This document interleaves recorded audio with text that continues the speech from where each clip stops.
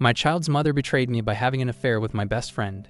Back when we were just dating, I had no clue that she was meeting up with my best friend at 5 in the morning to hit the gym.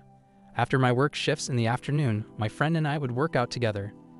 Interestingly, she would sometimes show up there unexpectedly and focus on me, barely acknowledging my friend. Whenever we hung out with friends at restaurants or bars, she'd shower me with attention and affection in front of everyone, sticking close to me. However, if I got up to order a drink or use the restroom, I'd return to find them deep in conversation, and they'd immediately change their behavior when I approached. Since my sister accused me of dominating conversations, I figured I was being overbearing and not giving them space to talk. So whenever I noticed this, I simply trusted them both completely. They both shared an interest in astrology and were thrilled that their zodiac signs matched as Virgos. Eventually, I grew uncomfortable with the direction the relationship was taking, so I decided to end it. She was persistent about us getting back together, putting in a lot of effort. She'd come over to my apartment after my work shifts, trying to seduce me. She'd be dressed in sexy lingerie and wouldn't leave until she satisfied me.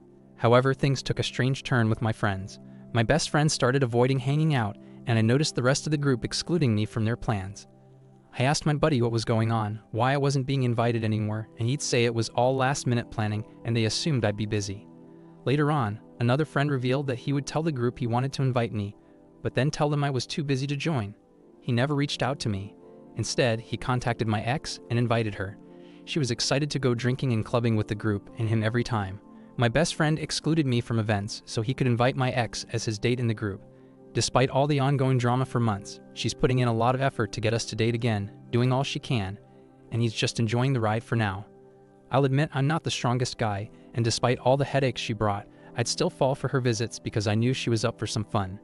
Eventually, I wizened up and realized her constant presence was just giving me temporary satisfaction while preventing me from meeting new girls.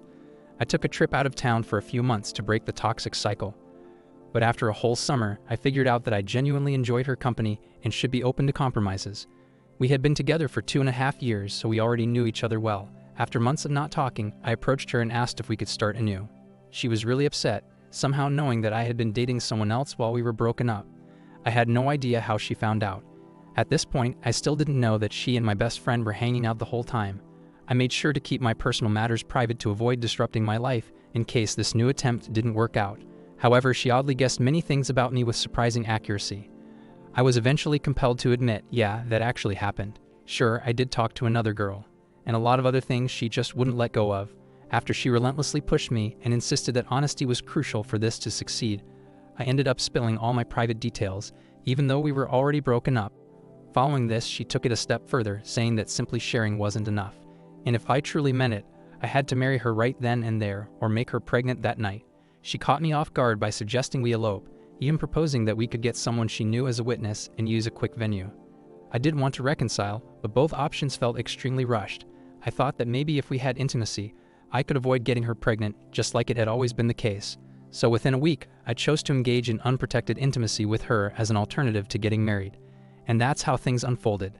After that, everything started to go downhill. Firstly, she was against taking a pregnancy test. We had a bunch of extra pregnancy tests, and even though I knew it was too early, I jokingly suggested that she pee on one of them. She came up with a ton of excuses for not doing it until a month later. I sometimes wonder if she was worried she might already be pregnant. On another note, once my best friend learned that I was taking my relationship with her more seriously, he got upset with me and started giving me reasons why I should consider dating someone else instead. Then we found out that she was pregnant from that night, and she gave me an ultimatum. But overall, things seemed good, and I was happy with how they were going. However, her sister started asking me strange questions like, "Why are you so nice to her? And why are you still with her?" Her family seemed surprised that I was continuing to date her. That's when I started noticing red flags. Her sister began mentioning things that she shouldn't have known about, like my best friend's nickname, the type of car he drives, and some of the music he liked. I asked her how she knew him, and she proceeded to tell me stories about how he frequented their house a lot. She described a time when they walked in on him licking her chest, and how she and my girlfriend stayed up late discussing how my best friend was so desperate to be with my girl that he even performed BJ on her to persuade her to have intimacy.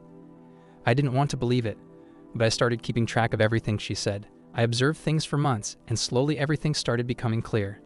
Learning about all this made me feel depressed, and I ended up drinking more than usual during her pregnancy. I hadn't confronted her about it yet, but it seemed like she could sense that something was about to blow up. I began asking vague questions and watched her squirm as she told lies. Then I'd witness one lie leading to another lie, trying to cover up the truth.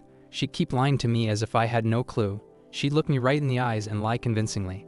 My so-called best friend, who used to be quiet around me, couldn't even muster an apology when I confronted him. He just stayed silent, avoiding my gaze. As it turned out, he was the one feeding her information about my personal life that I had shared with him in confidence, all in an attempt to make her dislike me. The two people I trusted the most betrayed me, and the worst part is, they both teamed up against me. Now I'm stuck dealing with this overly apologetic woman who's raising my child. I'm also stuck with this lingering trauma that's made me reluctant to form new friendships or spend quality time with anyone because I fear getting hurt again by building connections. It's hard to trust people these days. I think the trauma has affected both of us, because she cheated and lied to me repeatedly. It seems like she assumes I'm doing the same. Despite enduring all the pain and difficulties, I've remained completely faithful, yet I'm the one constantly on the defensive, facing groundless accusations.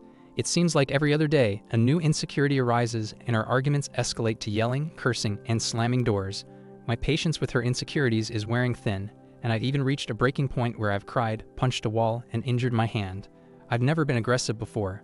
I was shocked at how I lost control. I love my son deeply, and I can see that he's happiest when he sees his mom and me getting along. He's perceptive and knows when things are going well between us. There are days when I try to avoid unnecessary fights with her by going for a drive, but when I return, the baby seems upset and only wants his mom. It feels like if we split up, it'll definitely affect him. However, if we stay and keep arguing all the time, we'll just set a bad example for him. It's painful, even though I hate admitting it. She really pushed me to come clean before we decided to have a baby, but she never opened up herself. She never confessed that she was sneaking around with my best friend behind my back, and when I confronted her about it, she says, "I loved you so much that I did what I thought was necessary to keep us together. Sorry for loving you too much." Now she's saying we need to stay together for the sake of the baby, and that it's also the best choice for us. Sometimes it feels like I might have a heart attack from the dramatic and pointless arguments we have. It's kind of laughable, really. I'm trying my best to provide her with a good life, working and paying for everything while she stays home, but it doesn't bring me any satisfaction.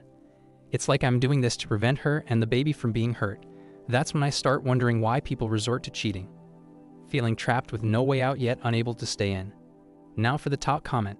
It's obvious that OP's predatory baby mama possesses the skillful craftiness and radar to sniff out the kind of man he is with low EQ.